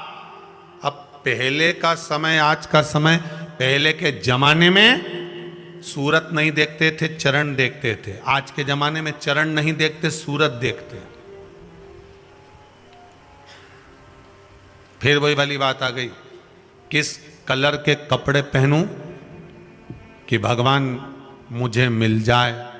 शिव महापुराण की कथा कहती है, कपड़ा बदलने से परमात्मा नहीं मिलता, कलेजा बदलने से भगवान तुम्हारे सामने आकर खड़ा हो जाता है। कलेजा बदलना है। कपड़ा बदलते बदलते तो जिंदगी निकल जाएगी, भगवान नहीं मिलेगा। पूरी जिंदगी निकल गई। क्या हुआ कपड़ा बदलने से? वो रावण ने बदला था, क्या हुआ? कपड़ा बदलने से भगवान ने।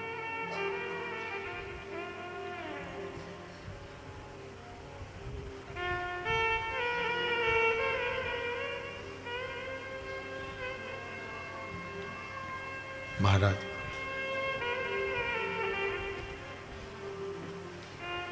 तुम काशी जी में रहिए और भोले जी को भजिए, और मुझे भोले जी को नाम बड़ा प्यारो लागे। आप जिस स्थान पर, जिस जगह पर, जिस भूमि पर, जिस क्षेत्र में जहां निवास करो, भगवान की अविरल भक्ति में डूबे। विदल और उत्पल भगवान की मां जगतजननी जगदम्बा को देखकर, माता पार्वती को देखकर आसक्त हो गए, आसक्त हो गए। हमें शरीर देखकर आसक्ति नहीं प्राप्त करना।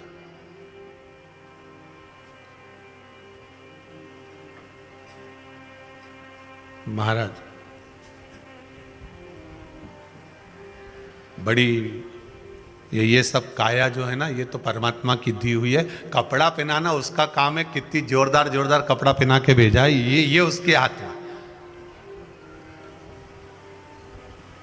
अब ये कपड़े की दुकान वाला जानता है कि कौन सा कपड़ा पानी में डालते से ही छोटा पड़ जाए। बोले सही है कि गलत है? मां से नाप के लाई थी तो 3 हाथ का ही था, पर पानी में डाला छोटा पड़ गया। ये कपड़ा ही ऐसा है। भगवान भी कहता है ये कपड़ा, सत्संग में जाके मालूम पड़ता है कि कपड़ा कैसा है। नहीं तो कई कई का कपड़ा तो बस पानी में डाला सुकड़ी गया, कहीं कहीं का कपड़ा तो पानी में डालते से कलर छूट जाए। ऐसा संसार में भगवान पैदा करा मनुष्य को। ये नर की जो कपड़ा पहनाया है, मनुष्य की जो देह है, ये कपड़ा इस आत्मा पर पहनाया है। और भगवान देखता है, इस सत्संग रूपी जल में डुबो कर देखता है कि कपड़ा छोटा पड़ रहा है कि कलर निकल रहा है। छोटा पड़ना और कलर निकलना ये 2 अलग अलग बात है। कपड़ा छोटा पड़े मतलब समझ लो कथा में बैठते से नींद आ जाए, मतलब कपड़ा छोटा पड़ गया। और कलर निकल गया मतलब कथा में बैठने के बाद भी ये जीवड़ा नहीं लगे, मन नहीं लगे, तो समझ लो कपड़े का कलर निकल रहा है, मन नहीं लग रहा। सब तो बैठे रे।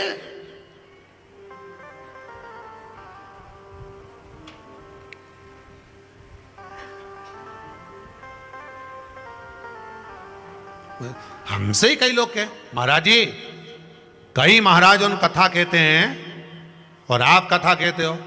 कई महाराज कथा के और इतना आराम से ऐसा ऐसा बोले, उन्हें भगत लोग उनकी आंख में से आंसू झड़ता फिरे, सब रोए बेचारा उन बैठ बैठ के। और तुम्हारी कथा में बापड़ा एक नहीं रोए दिन भर, बट हे करे।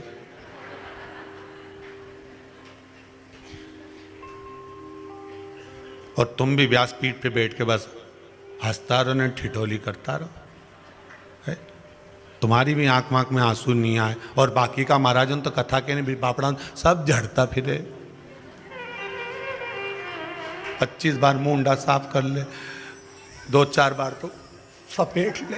अब तुम तो, तुम्हारी संपट नहीं पड़ेगी, तुम सब ठिठोली, सब हंसे और तुम भी हंसो।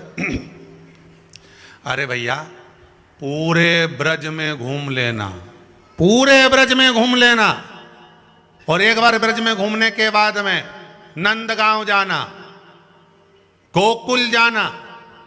कौन कौन गया इधर हाथ उठा, जितने लोग उठाए सब उठाओ जो नंदगांव गोकुल गए। मां क्या करते हैं, घुटने घुटने चलो,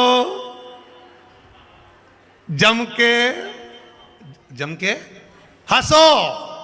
अब उस समय पे तुम्हें हंसी आती है पर नहीं, पर तुम्हें हंसना पड़ता पड़ता है, इसलिए रोना तो पड़ेगा।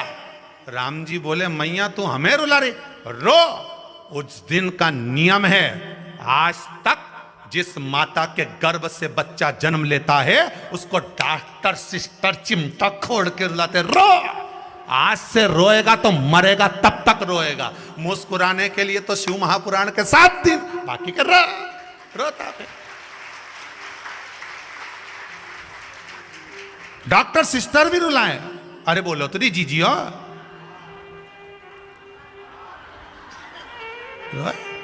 और जो बच्चा जन्म के समय नहीं रोता वो बाद में बीमार रहता, शरीर से बेकार रहता। बोलो सही है कि गलत है?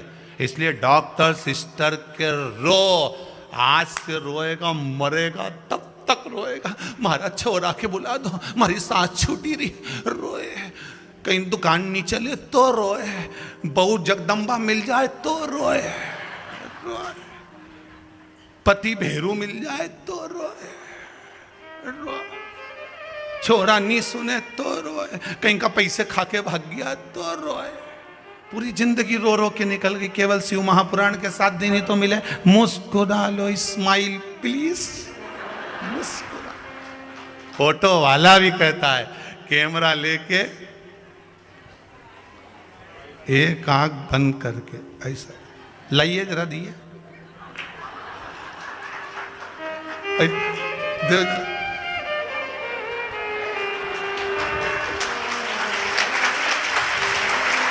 ऐसा ही बोलेगा और एक आंख लगा के, ये दिख ही रही है साहब, साहब फोटो वाला भी बोलेगा। क्या बोलता है वो?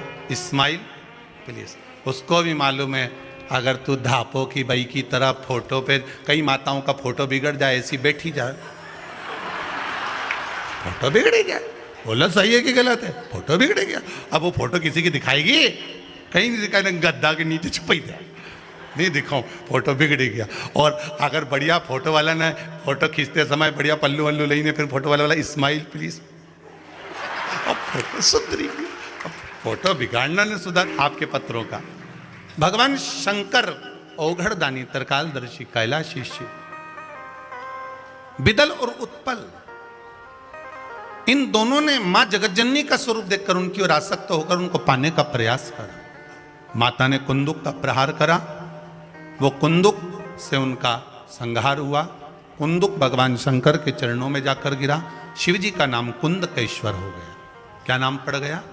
कुंदकेश्वर। ध्यान दीजिएगा, जीवन में अगर कहीं अशांति का अनुभव होता है, मन को शांति नहीं रहती, बार बार ऐसा लगता है कि रोना आ रहा है, कुछ घर में अच्छा नहीं लग रहा, कहीं आंख फटक रही है, कहीं कोई पड़क रहा है, तो कभी ऐसा लगे एक सफेद फूल पुष्प कुंदकेश्वर महादेव के नाम से अपने घर में से लेकर घुमाकर शिव जी को समर्पित कर कर आ जाओ।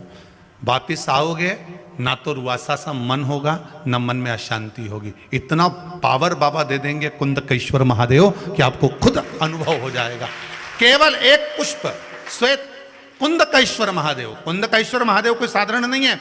जिस समय माता पार्वती ने बिदल और उत्पल का संहार करा था तो कुंदुक भगवान के चरणों में जाकर लगा। उस कुंदुक के लगने से भगवान शंकर का नाम कुंदकेश्वर हो गया। भगवान शिव औघड़दानी, त्रिकालदर्शी, कैलाशी, अविनाशी, भगवान शिव के अन्य अवतारों का वर्णन है। फिर आगे जो चरित्र कहा गया है, भगवान के 12 ज्योतिर्लिंग का स्मरण कराया गया। महाराज, एक बात ध्यान रखिएगा, शिव महापुराण कार्तिक महत्तम कथा तो आज विराम हो जाएगी, पर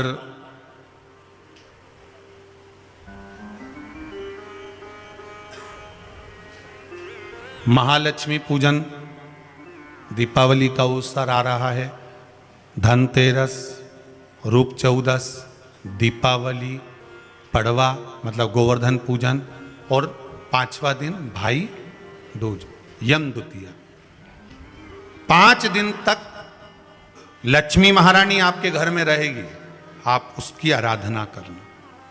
पहले भी कथा में कहा, माता लक्ष्मी को, नारायण को लक्ष्मी किसने दी है? भगवान शिव ने। लक्ष्मी जी तो भगवान शंकर के पास आ रही थी क्योंकि माता ख्याति इनको दे रही थी, पर माता ख्याति से शंकर भगवान ने कहा कि भगवान विष्णु को लक्ष्मी जी दीजिए। जो लक्ष्मी भगवान विष्णु को प्राप्त हो सकती है, क्या लक्ष्मी हमारे घर में नहीं आ सकती? 5 दिवस तक आप माता लक्ष्मी की आराधना करिए, उसको अपने घर में बुलाने का प्रयास करो। श्री शिवाय नमस्तुभ्यम, 5 दिन तक आप भी शंकर का अनुमोदन करो, श्री शिवाय नमस्तुभ्यम बोलो, लक्ष्मी की आराधना करो, घर में काम करते रहो, पपड़िया बनाओ, गुजिया बनाओ, जो बनाना है बनाओ, पर उस शंकर का अनुमोदन कर कर बनाओ और लक्ष्मी जी का अनुमोदन करते रहो, स्मरण करते रहो, जिससे मां हमारे घर में विराजमान। धनतेरस शायद 2 तारीख की होगी, 2 तारीख से, तो आप लोगों से निवेदन रहेगा सब दीपावली का पर्व बड़े धूमधाम से मनाना। दीपावली के पूजन का ज़्यादा बड़ा रूप में तो हम विस्तार वर्णन नहीं करेंगे, पर 1 घंटा पूरे 5 दिन आपसे मिलने दिवाली पर रोज आएंगे आस्था चैनल पर।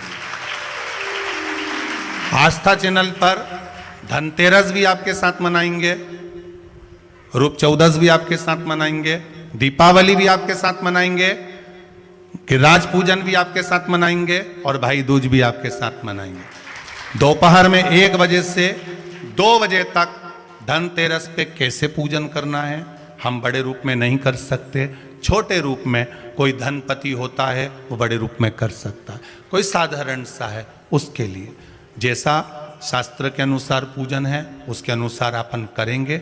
1 बजे से 2 बजे तक आप केवल सुनना, पूजन का समय तो शाम का रहता है, प्रेम से करना, भाव भक्ति से प्रतिदिन 5 दिन 1 बजे से 2 बजे तक अपने को केवल साथ बैठकर धनतेरस का स्मरण करना है, रूप चौदस का स्मरण करना है, दीपावली पर्व का स्मरण करना है और पूजन 5 दिन का अपन को भगवान महालक्ष्मी लक्ष्मी मैया का स्मरण करना।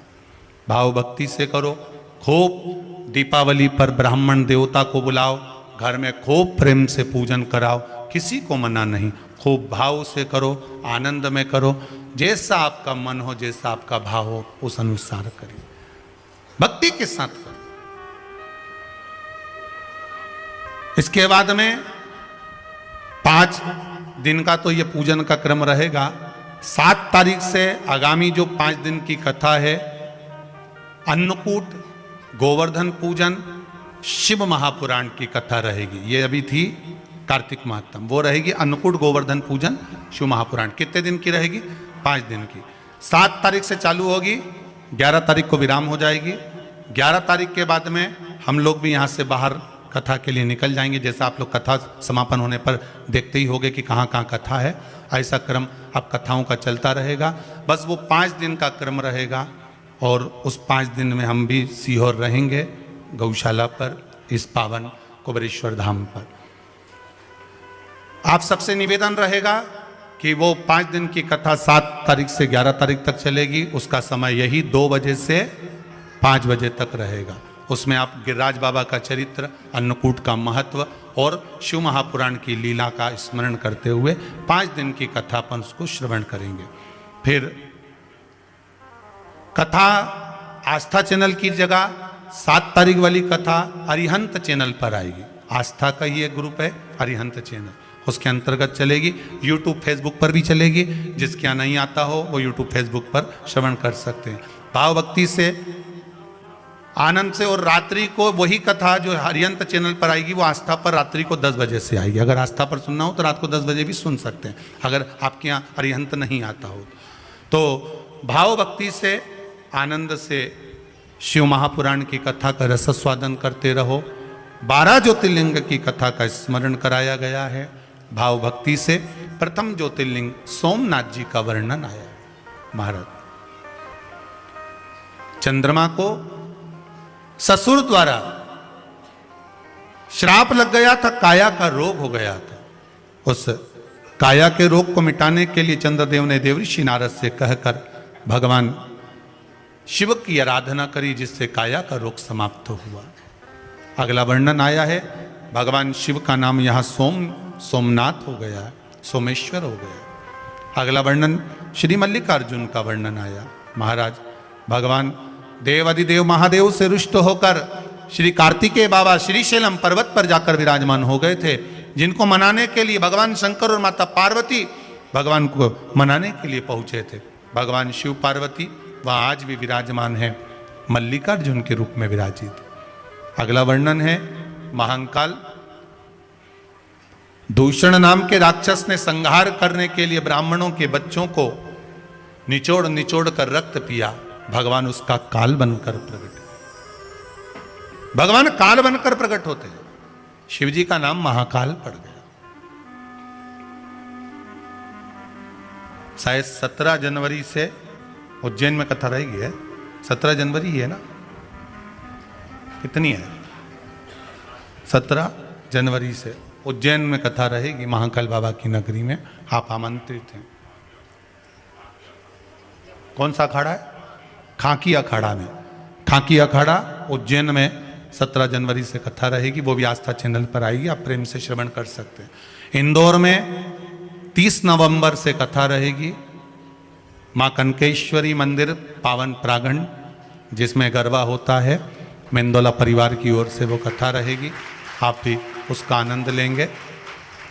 हमने खबर करवाई है मेंदोला जी को भी कि बेलपत्री का प्रसाद जितनी पब्लिक श्रवण करने आए उनके रोग के निवारण के लिए आप लोगों के पास व्यवस्था हो जाए, तो जो पोथी पर बेलपत्र चढ़े वो सारी जनता जो सुनने आए, जिसके हाथ पैर में दर्द हो, कमर में दर्द हो, सिर में दर्द हो, रोग हो, बीमारी हो, उसके लिए 6 दिन बेलपत्र बांटो, जिससे 6 ही दिन में उनको एक दिन खाए, दूसरे दिन आराम लग जाए। और वहीं पर अपन आनंद लेंगे, आराम लगा कि नहीं लगा वहीं सुनेंगे।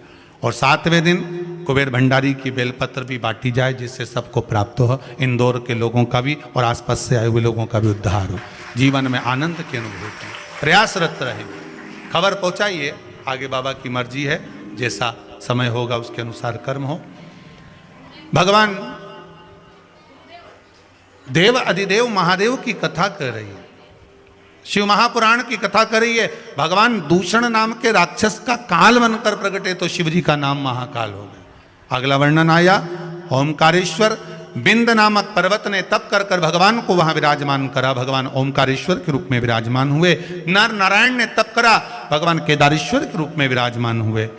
कुंभकर्ण की पत्नी करकटी के गर्भ से एक बालक का जन्म हुआ जिसका नाम भीम था, जिसने भगवान के मंदिर, देवालय, यज्ञ, अनुष्ठान सबको नष्ट कर दिया था। भगवान शंकर ने आकर भीम का संहार करा, शिव जी का नाम भीमा शंकर पड़ा।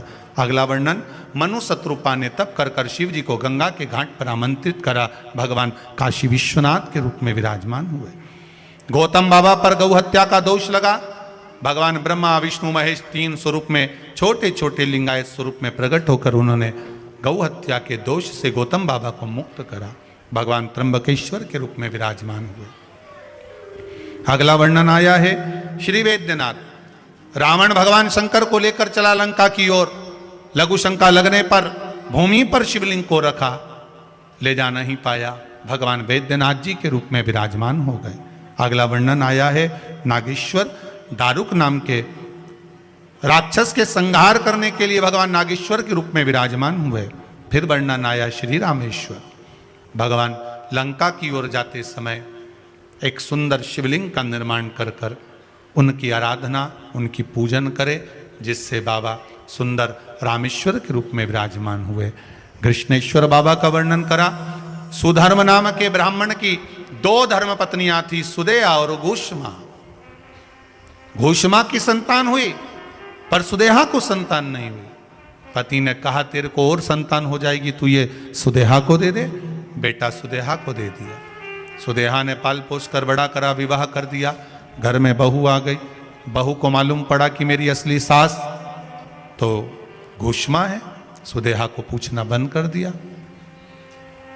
जब सुदेहा को पूछना बंद करा तब सुदेहा को क्रोध आ गया।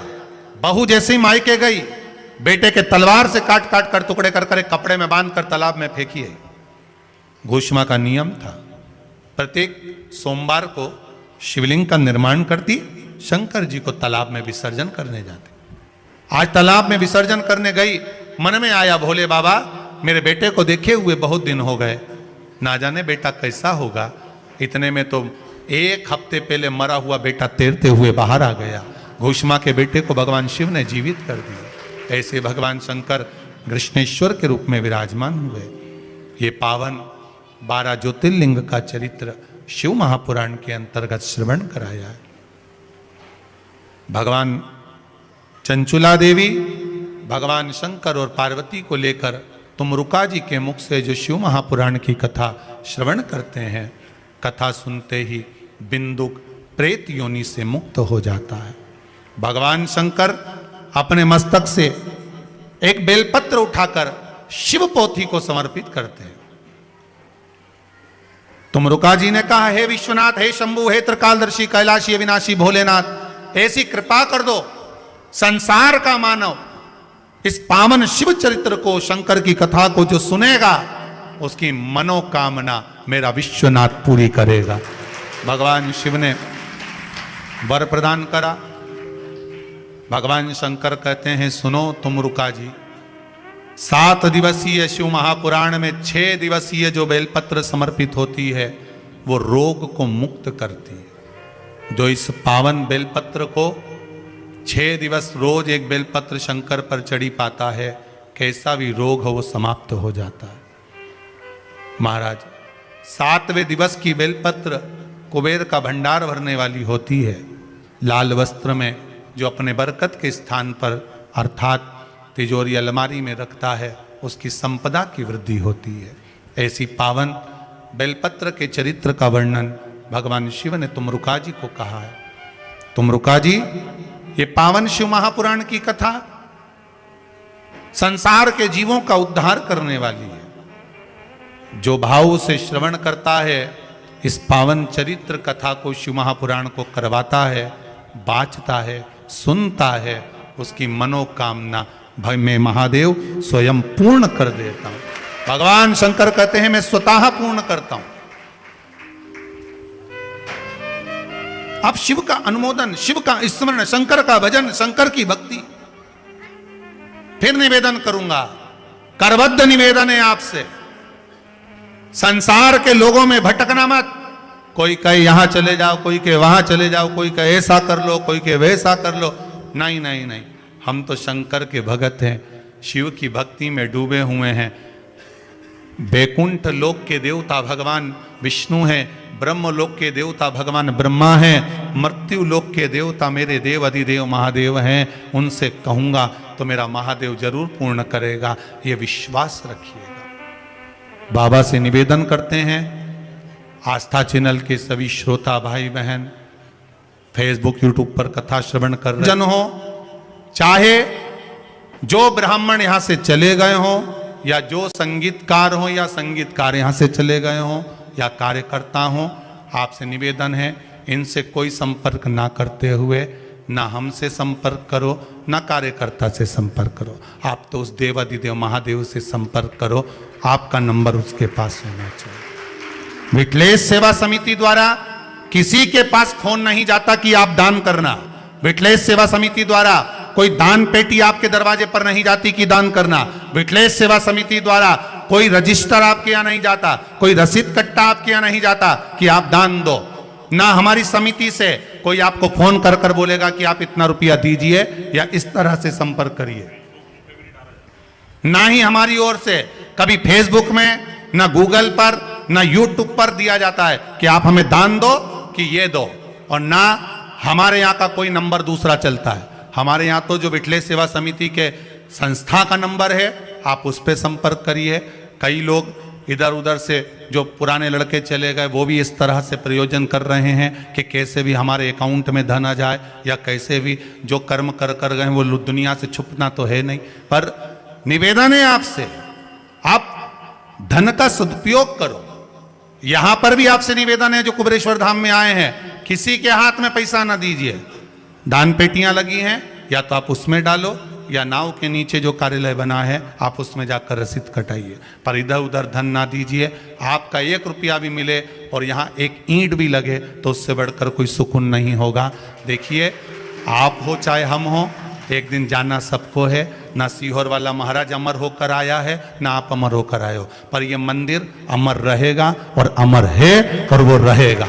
आपका दान, पुण्य, सत्कर्म, आजीवन भोजन भंडारा, महाराज रहे ना रहे, आप रहे ना रहे, पर यह भोजन भंडारा, यह गौशाला, यह वृद्धाश्रम और यह कुबेरेश्वर महादेव का दरबार, यह मुरली मनोहर दरबार कहीं नहीं जाएगा। यह अजर है, अमर है और यह रहेगा। हम जाएं तुम जाओ वो तो दुनिया है, जाना ही है, पर एक ईंट अगर आपकी लगी है तो वह अमरता की है। हम कभी आपके दरवाजे पर मांगने नहीं आएंगे, ना हमारी कोई रसीद है।